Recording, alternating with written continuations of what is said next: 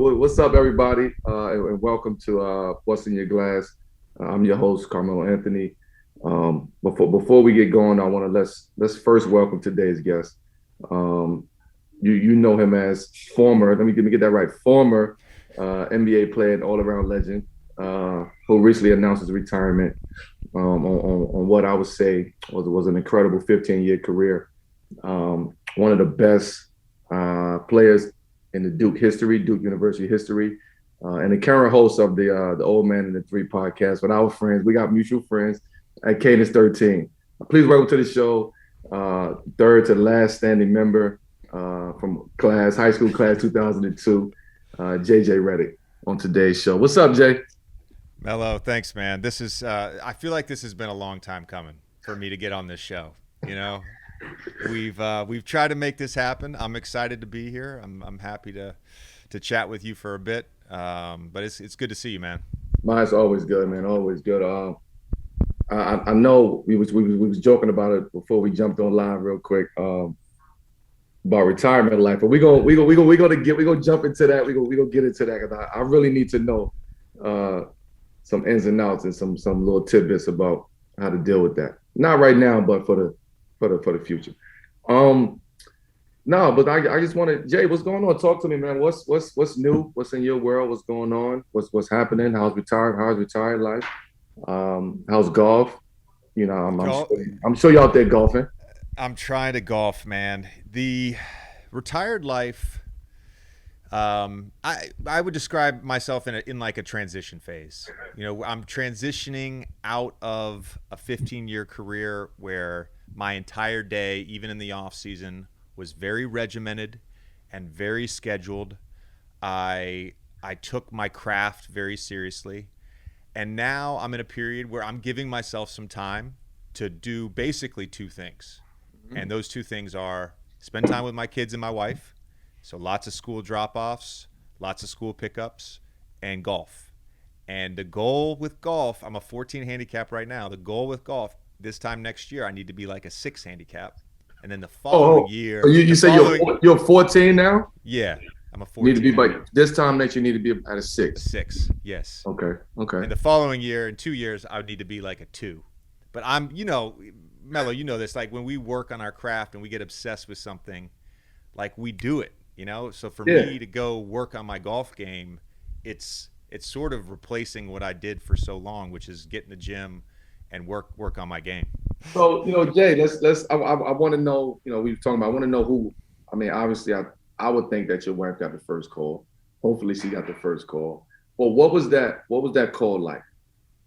Well, it's something that I discussed with her for years now, really, for years. And you'll have this decision to make at some point too. And it's an incredibly nuanced decision, especially given the fact that I could have had a job this year. I had teams in free agency that called, and I told them in late July, early August, whenever that was, I said, I'm not ready to make any sort of commitment. Give me some time. And I relied on my wife. I relied on some very close friends. I relied on my parents. I think the two hardest calls I had to make, because there was about 5 or 6 people I wanted to tell prior to the announcement coming out. That one was Coach K, and the other was our guy CP. Okay. And the CP call was probably the hardest call I had to make, because I look back on my career and all the great players I played with, and I know how much winning means to him. And I just would have loved to have won a championship with him. It would have meant so much. Any championship would have, but winning with him would have meant a lot.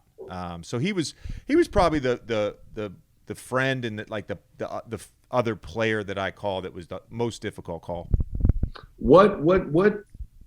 I mean, you say you was thinking about this for a while. What brought you to that decision? Because something had to happen, or was it just the grit and the grind, or the body would just say, it's time to go, or it was just more so like, it's time to focus on something else. I done gave the game everything I can give it, and it's time for me to focus on the next phase of my life. What was that? How hard was that decision to make? It started when I started having children. I've got 2 boys. They're now 7 and 5.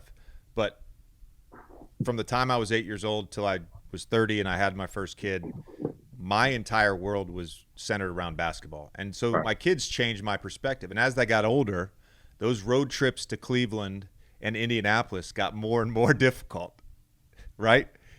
Because again, you think about time and the value of time, and they just got harder. And then a few things happened. The pandemic happened, so I was away from them last summer for 2 months in the bubble. I spent this season in New Orleans. They stayed in Brooklyn. My son started kindergarten in 2020, so we wanted him to be at the school that he's going to be at for the next, hopefully, 11, 12 years. And then my body started to fail me a little bit.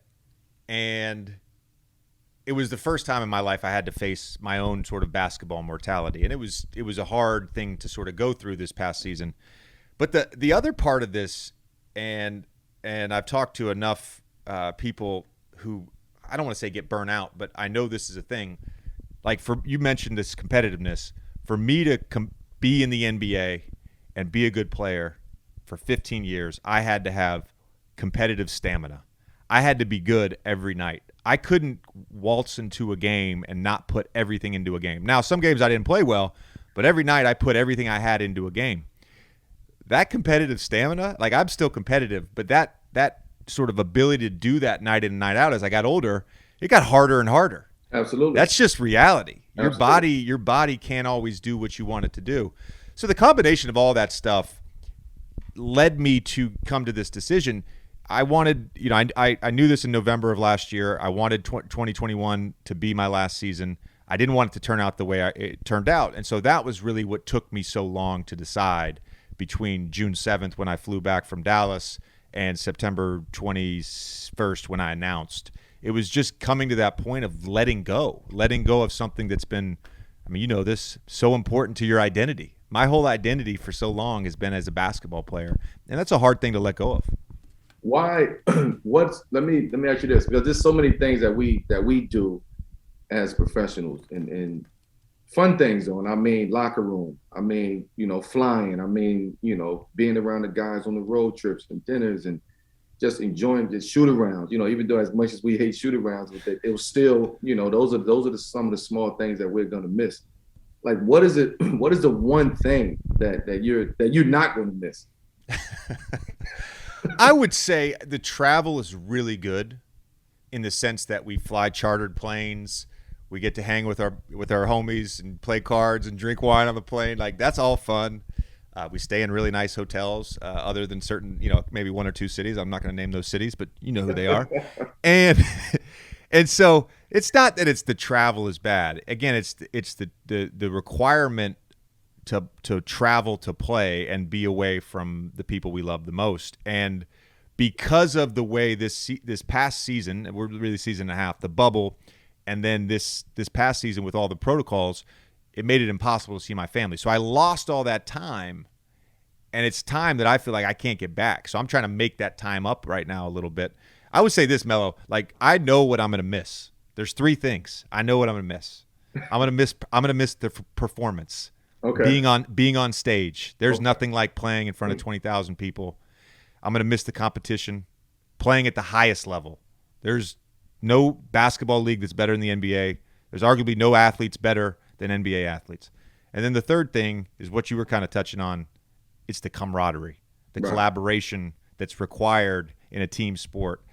And the relationships that I've had in my career and the time that I've spent with my teammates and my coaches and my trainers and all that stuff, that's what I value almost more than anything else. Anything I did on the court was those moments, that time spent with everybody that ultimately became a part of my story and my journey.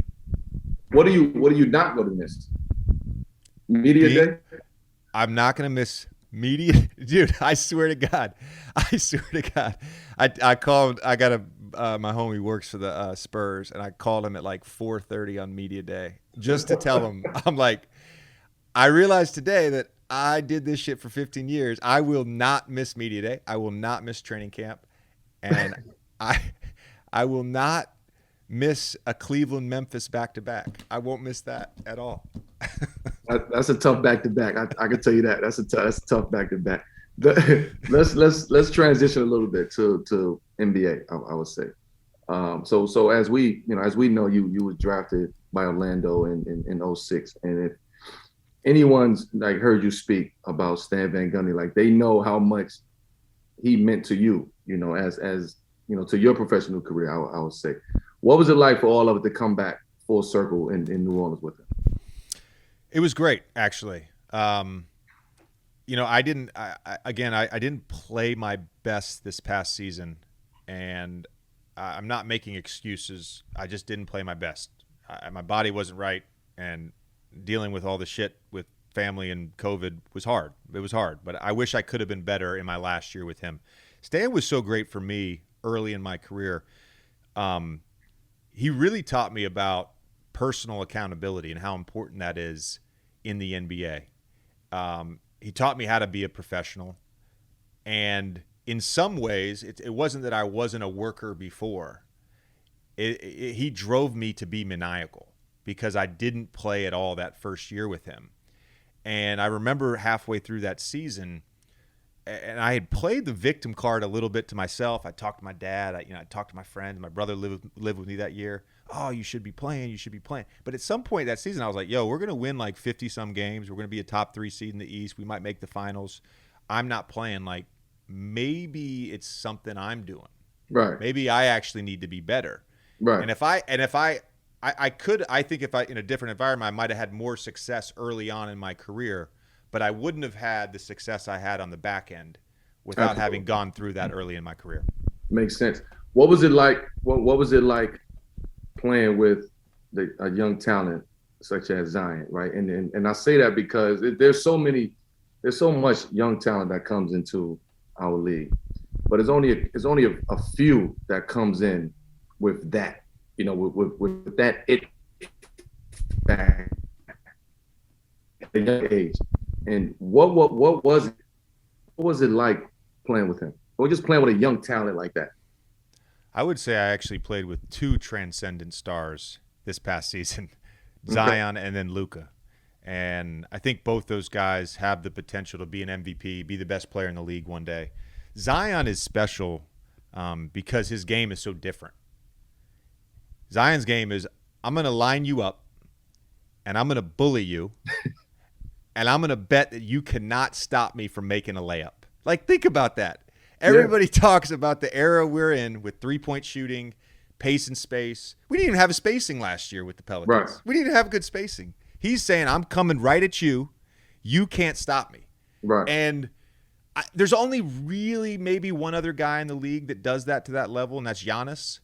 And and his game's even evolved a little bit more. So at Zion's age, what he is, 21 years old last year, I'm just in awe of him as a player. I'm also, you know this, to be a great player in this league, you need talent and you need smarts. Facts. You have to be able to think the game.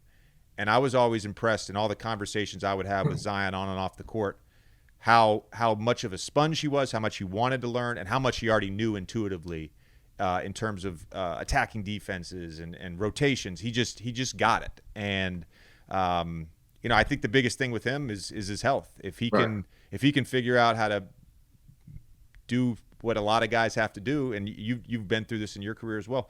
You at some point you have to take your body seriously, and you have to put as much into your body as you are putting into your work on the court. And when he does that, he's an MVP. That's how good he is.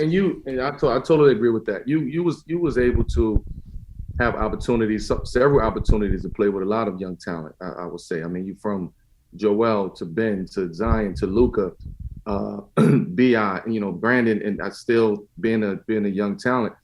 How do you see the game has evolved though? Because I've seen the game change and evolve maybe 3 times since I've came into this league, and now we're about to see the game evolve. It's about to go to another place. I don't know what place that is, but it's going to go somewhere else. But how do you see that game evolve with the young talent that we have in our league? The way I think about the evolution of the game is each position, and let's probably put positions into buckets: scoring guard, wings, and big guys. Mm-hmm.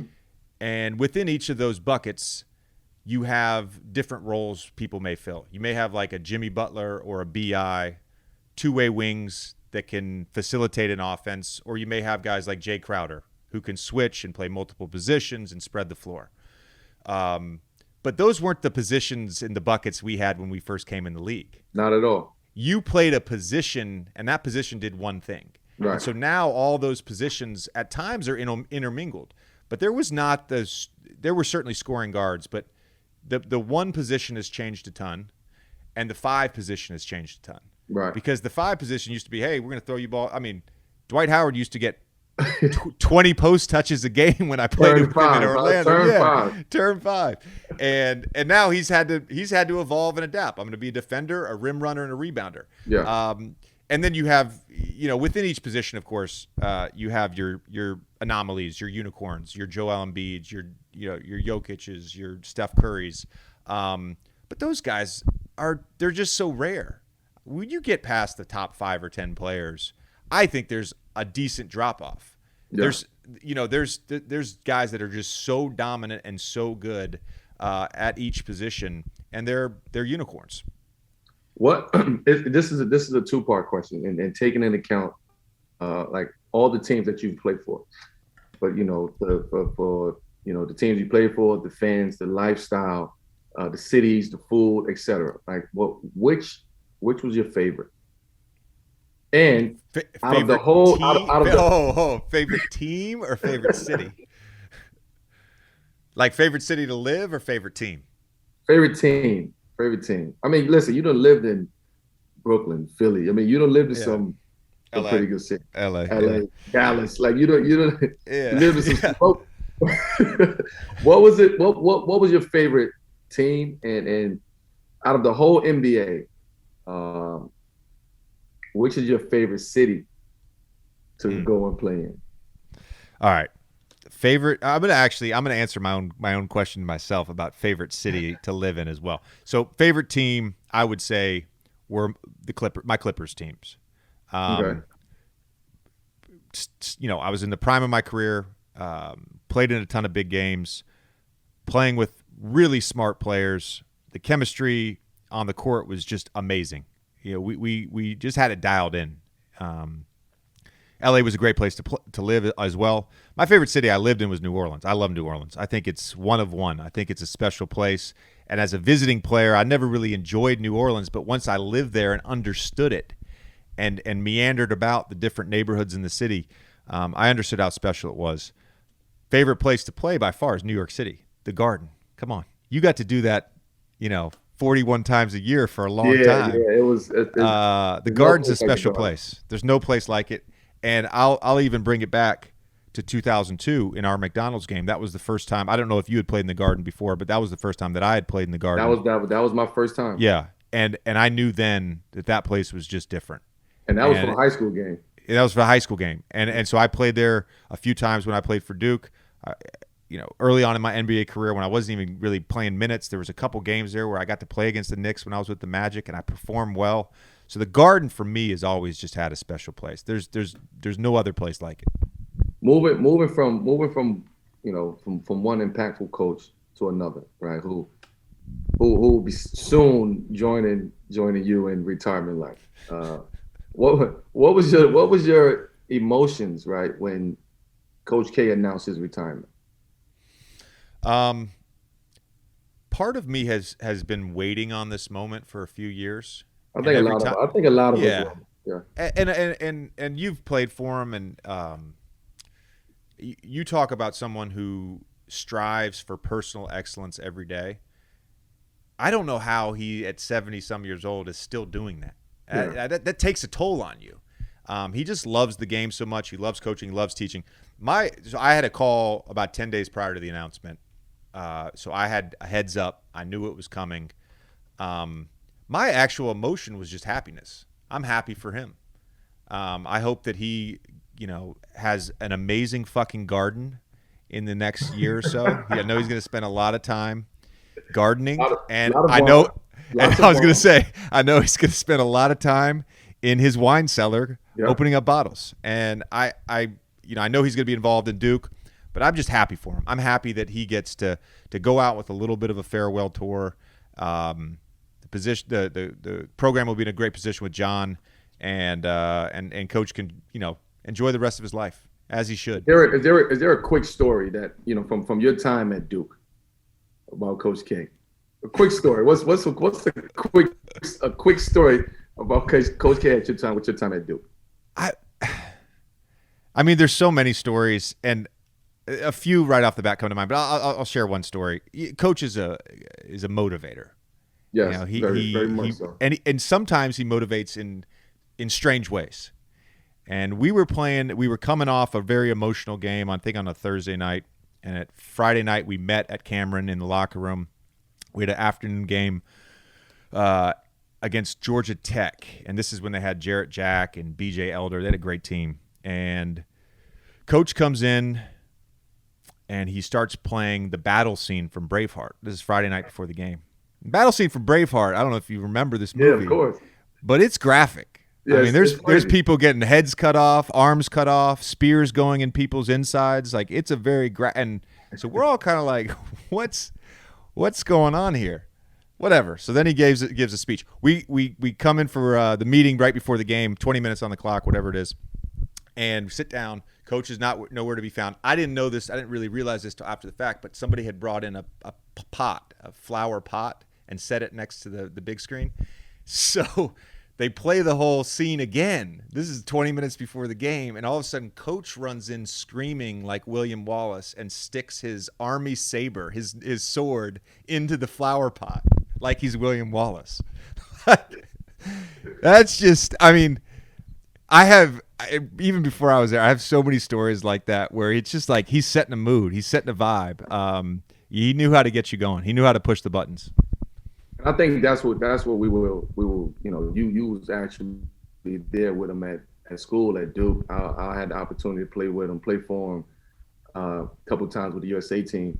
That was his biggest attribute. Is not just his dedication, his commitment to the game and to players and just us as people first, but the way that he motivated you. And you said that, and that was in college. He motivated us with the Olympics, and these are the best players in the world. And and we came into that situation not really knowing what to expect. Right. Coming from a college coach, being able to coach 12 of the best players in the world. So he motivated everybody. He found the way how to get to you. He found the way how to push your buttons. He found what gets you going. And he did that to everybody. In each game, he got everybody up and ready, up and going, mentally ready. So I can imagine just the toll that took on him for so long, man. And I was with him for a couple years. You was with him for a couple years. But he's been doing it forever, motivating these guys, man. Yeah, and it's Melo, I gotta blame you guys though for mellowing him out. You guys, so he got the USA job fall of my senior year. So I finish up the following summers when he started with you guys. And I came back to a practice in like 2009 or 2010. I can't remember what year it was. Gerald Henderson was on the team. Mm-hmm. And I watched the practice, and I'm watching just sloppiness. And he's just over there. He's, giving words of encouragement. There's no motherfucking. He's not kicking anybody out of practice, And I'm like, dude, what happened? What changed? He's like, well, USA basketball. I figured out a different way to talk to people. Different perspective. When I was there, and even earlier, 90s, 80s, he was like, there were days where he would challenge you. He would come at you, like, and not just like, I'm going to speak words of, encouragement and try to motivate you a certain way. No, he's coming for your neck. Yeah. And it was challenging, man. Like Duke turned me into a man, and he was a big part of that. Let's talk about, we talk about college now. Let's talk about NIL, right? And I know we both have some feelings about all of that. Like, and from your perspective, like, please paint us that picture of Duke, JJ Redick, right? And what would it be like for Duke JJ Redick with NIL deals today? I would have made seven figures, especially my last 2 years. I would have made 7 figures. You would have made 7 figures. Yeah. I mean, maybe you did. I didn't. Did Syracuse? How did they pay you? Did they pay you in cash? Did they put it in your shoebox when you would go in the locker room and get your Nike shoebox? Would it be in there? Is that where they would pay you? No, I wish they had, crypto back then or something, Bitcoin or something back I wish they had something back then. I'd have got mine in Bitcoin back then. No, it's first of all, the NIL stuff is it's long overdue. It's long overdue. The governing body of the NCAA has barely budged with the rest of society. And so they put in all these amateur rules in the 1940s and 1950s when there weren't billion-dollar TV contracts, when individual basketball programs weren't generating tens of millions of dollars a year. And so they got stuck in a tough spot where they have one of the most profitable businesses you can have because they don't have to pay their labor. Meanwhile, you have schools, and this has happened a number of times in football, who are fire a coach, fire another coach, hire a third coach. They got three guys making between like $4 and $6 million. Yep. The money's always been there. Mm-hmm. The money has always been there. I'm glad that players can now use their name, their image, their likeness to make some money. I don't know what effect this will have on high-level college football and high-level Division I men's basketball, and to a certain degree, of course, high-level Division I women's basketball as well, because there's a number of programs that are profitable with marquee players and star players like Paige Bucher. She should, hopefully she gets a bag this year. It's well-deserved. So I think that the entire landscape is going to change over the next 4 or 5 years, and we may see a different version of college basketball a decade from now.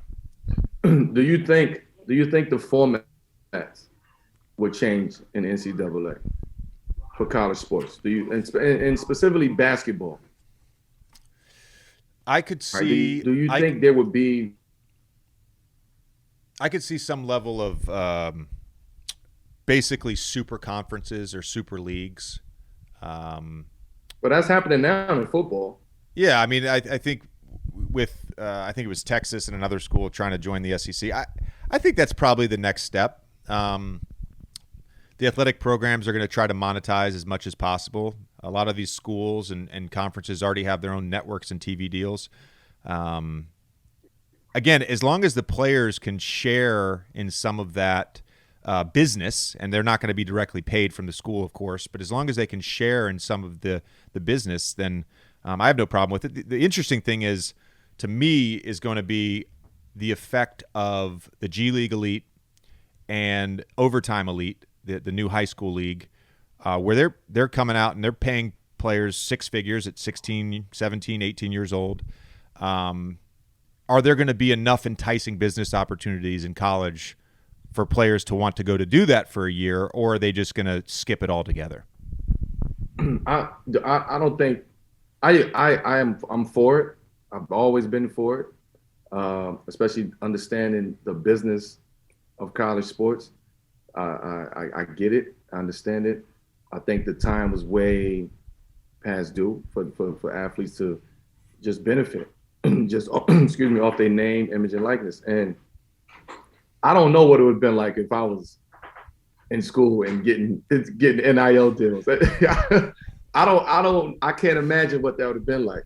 So I just don't think NCAA have it all figured out yet. And I think that's going to take some time. It's a lot of nuances in there that just need to be ironed out and figured out. Here's an interesting thought, or an interesting dynamic that will certainly come up maybe this season, maybe over the next couple seasons.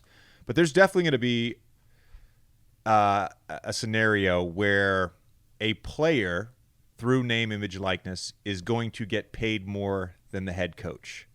Now, maybe not at a school like Duke where coach is getting close to 8 figures or whatever he's getting. I don't know. But it's certainly going to happen.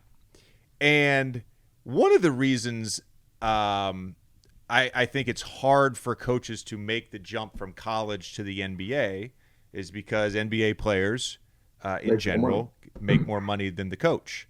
And it creates this weird power dynamic between player and coach.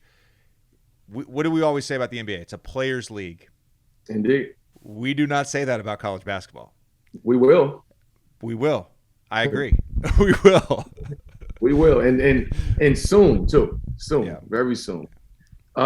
Switching gears a bit, man. And focusing on kind of just one of your many, passions. I would say off the court, not on the court.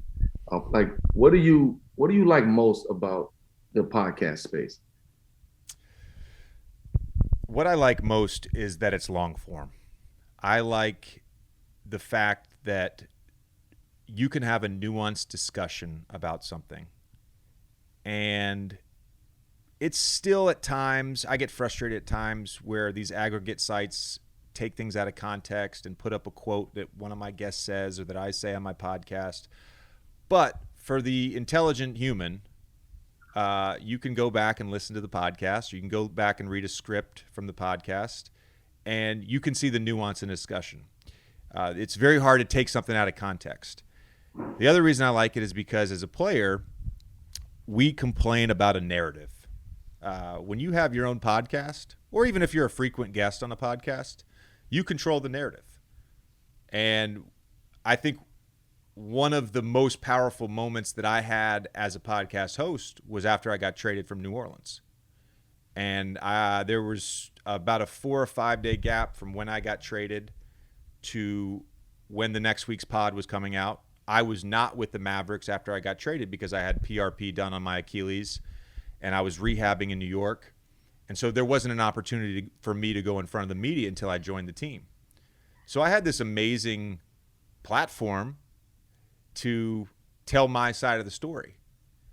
And I realized there was going to be a lot of backlash on it because people are uncomfortable with players doing that. Of course. But I was not going to let that opportunity pass at all. And that's one example, and that's an extreme example. But I would say that's the most interesting thing to me is being able to control a narrative. You don't like I laughed during my 6 weeks into free agency. This is about a week before I retired. There was this article. I'm not going to name the guy, but there's this article. He's a well-known NBA writer. He comes out. I talked to an exec. JJ wants to go to the Lakers or the Nets. He's going to do it in January. He's going to wait around and see. And I'm like, I literally said that on my podcast 10 fucking days ago. So I don't know who your Western Conference executive source is, but he probably listened to the pod. Right, absolutely. You probably had him on there one time. The old man in the three is known for the drafts. Like it's y'all just known for y'all damn drafts. Can you draft your top 5 pod? Yes. Ooh, yes, I can. I got to go with the host of What's in Your Glass, Carmelo Anthony, of course. Yes. Can't leave you out of there. Yes. I would say DeMar DeRozan has been the most surprising guest I've had on from a player. I did not know DeMar that well. We had talked to each other in games before, but never spent any time with him. Didn't know what to expect with him coming on the show, and he just opened up and answered some really difficult questions that I gave him in a very candid and honest way. I was really impressed with that. I enjoyed that conversation. Our boy CP, always love having him on the show. I got to go with Bob Iger. Colin Morikawa, the golfer. And I'm going to say Drew Holiday, too, because that's my guy as well. So I would say those are 5 of my favorite episodes we've had. Got it. Honestly, you really have a great thing going with the podcast, and I've been on there before, and as you know, I've told you this. I'm a fan. I was on it around this time last year, I think. Yep. I was on it. And it's really a great show. I just want to say that to you. For our listeners, what is something casual listeners, right? When we speak about casual listeners, what is something casual listeners may not understand about making the show? How much work goes into it? Yes. Because they think we can sit on here, we just we talking shit and we just go back and forth, but they don't understand the behind the scenes and how much work goes into it. there's the legwork to get a show scheduled. That's time. We hired a woman to run our company about this time last October. She helps us with that, but some of that work I do myself. There's that legwork. The prep of a great show requires hours, not 10 minutes or 15 minutes. I put a lot of thought. I do basically 3 prep sessions. I do one about 4 or 5 days out. I do one the day before, and then I do my final prep basically an hour before the show. Because I want to think about all the things that are potentially, interesting topics, but then I want to distill it down to that particular guest, make it thematic, really have a good time, and try to find ways to make it super interesting. Recording a podcast takes an hour. Then you have to do the reads. I have 6 conversations a day on text message or email on one episode. We usually do we do a weekly episode. Some weeks we do 2. There's all the ad stuff. There's we do a merch line. I joked the other day. I'm like, I'm retired. I'm as busy as I've ever been, and all I'm doing is doing a podcast. You're first of all, you're retired from basketball. I'm retired from basketball. Life still has to go on. You're retired from basketball. Yeah. Let's not lose sight of that. I think. I mean, I don't know your experience, but I know when I have somebody on the show like Drew, let's say, my prep is different for him than it would be. Today I had Travis Kelce on. I've never met Travis. I don't play football. So my prep for Travis was a little more intense than it was for Drew.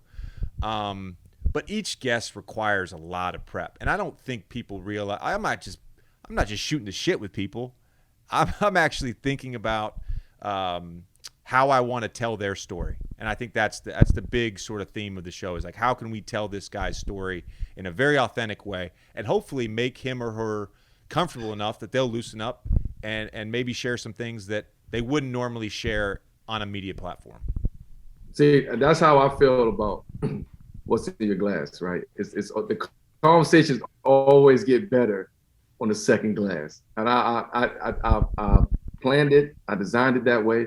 Because as we know, we're avid wine drinkers, and we know that when you start to drink wine, you become a little bit more socially activated, right? You want to have more conversations. You want to get deeper into topics. You just want to have a chill and learn something about the guest, and hopefully the guest will learn something different about the actual host. So for me, I always said that, man, the conversations always get better with the second glass of wine, especially on what's in your glass. So I have a question right now. I haven't seen you take a sip of wine. Do you have wine in front of you? What the fuck, man? I do have wine in front of me. I do. I should have a fresh bottle. You know what happened though? I'm gonna be honest with you. I'm gonna be honest to everybody. I opened the bottle, and it ain't where I want it to be at. Okay. I opened it too late. It's a 1985 Chateau Haut-Brion. Am I close? No. Yeah, no. It's a 2000. Okay. Lynch Bodge. Okay. All right. So I didn't want to, I jumped up. I was taking a nap, taking my pregame nap before I got on here with you. And oh, you have a game today? You have a game today? No. This is my game right here. Oh, pregame nap. This is my pregame nap. All right, so I took a pregame nap and opened it too late. So I didn't want to, kill my taste buds like that. That's fine. You got to be delicate. You got to be delicate with those young bottles. Yeah. As you know. But I just bringing it all back to we talking about what's in your glasses, bringing it all the way back to what's in your glass, man. I have a few quick fire questions for you to close out. The people and I just we have to know what's in your glass on special occasions, and we will get to it, but doesn't have to be labeled specifically. But what's in your go-to? What's your go-to, or what's in your glass when you're on vacation? Vacation just depends on the setting. I would say a special occasion wine for me is Domaine du Jacques, which is a producer in Burgundy. Also, just full transparency, not the most expensive producer in Burgundy, though some of his Grand Cru wines, Jeremy's the winemaker, some of their Grand Cru wines go for a lot of money. But But that to me is like a very special bottle to open. They make a wine called Malconsor, which is the vineyard next to Latache, and it shares a lot of the same characteristics as Latache, and it trades at a tenth of the price most times, or a ninth of the price. Let's call it a ninth of the price. So you can have this amazing wine experience with these amazing spices and earth notes, and you don't feel like you're like necessarily just killing your wallet, which sometimes Do Jack will kill your wallet. Yes, no, it's not a cheap wine. I'm not saying it's cheap. Yeah, no, it will kill your wallet. Don't worry about that. So everybody out there, the listeners, do Jack. I always like to say this though, Melo, because anytime I mention a very expensive wine on a podcast, like I want to follow it up with a